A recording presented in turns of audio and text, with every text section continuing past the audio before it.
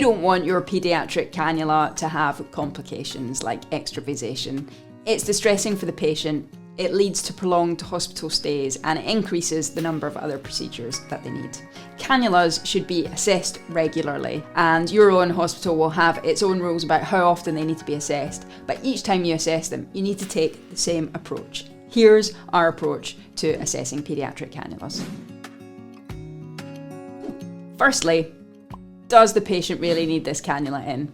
Particularly if the cannula has not been used in the last 24 hours, it may be that it's actually time to take it out. If the patient's on IV antibiotics, maybe they could be switched to oral antibiotics now. Or if they're on IV fluids, maybe they could start having some oral fluid. So think about all of this before you go on, because it may be that the cannula doesn't need to be there at all. 2, think about how it's working. Does it infuse easily? Does it flush well? Have there been any problems? Have a look in the notes and ask your colleagues, have they been experiencing any issues with the cannula? Also ask the parents and the child, so they'll know if there's been any problems while the medication's been going through or the fluids have been going through. Pain is usually a good first sign that there's a problem looming, so ask if it's been painful. All of these things are going to help you assess whether the cannula is working well. Now we need to touch it. Have a feel of the site around the cannula. It should be soft, it should be warm, and it shouldn't be painful to touch. So have a feel. Does it feel okay to you, and does it feel okay to the patient when you touch it? Now we're going to look at it. So if there's a tubie grip or a bandage, you're going to need to take it down. So it should look like normal skin colour, it shouldn't be red, and it also shouldn't be wet. So you should have a nice, dry, not red site, and you've touched it already, so you know that it feels okay.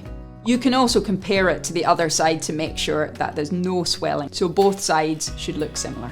Look at the dressing. So the dressing should be dry and clean. It shouldn't be wet, it shouldn't be mucky or covered in blood or gunk. That means that there's likely to be a problem with the cannula. But also make sure that when the dressing's taken off, that the cannula is actually okay, so that the way the dressing's on means that when you take it off, it's not going to knock something or pull something out.